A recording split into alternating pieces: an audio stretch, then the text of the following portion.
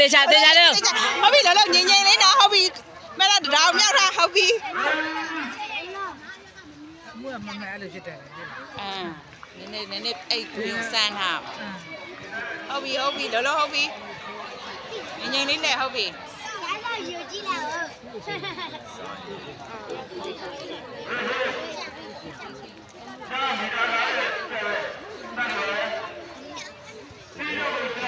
ကျွမ်းနေအဲ့ဒါကျွမ်းနေဘာလဲဟိုကတော့မပြူကျွမ်းမယ်ကျွမ်းနေပဲဟဲ့အားတော့ကျွမ်းနေပဲနော်ဘယ်လိုလုပ်ရမလဲဟဲ့သူကသူလဲနေတယ်လို့ပဲကျွမ်းနေပတ်မယ်တော့ရပတ်မယ်လောလောပတ်ဟုတ်ပြီပတ်မယ်အေးစေးကြည့်နေနောက်ဆုံးဖဲဝင်မတိုက်မယ်ဒီဘက်လားဟုတ်ပြီပတ်ဝင်တိုက်မယ်ဖြည်းဟိုမှာရှေ့ကိုကြည့်ကိုဟာကိုအာယုံထား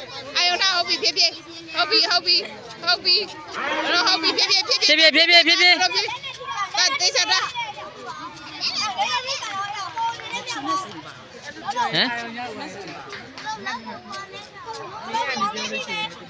ဟမ်ဖြည်းလုံးလက်ကိုမြောက်တာ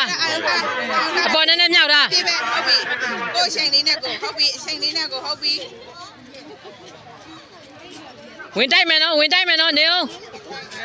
လှဲလို့မကြိုင်တော့ပြေးရတာမယ်လမ်းလျှောက်မရရင်ပြေးခိုင်းတော့လက်မြောက်တာလက်ကိုမြောက်တာ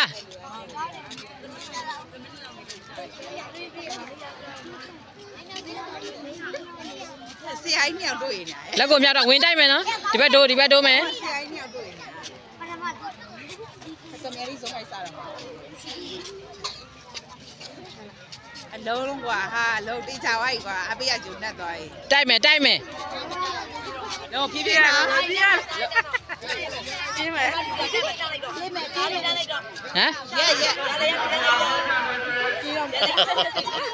မ်ပြေးတော့မှာ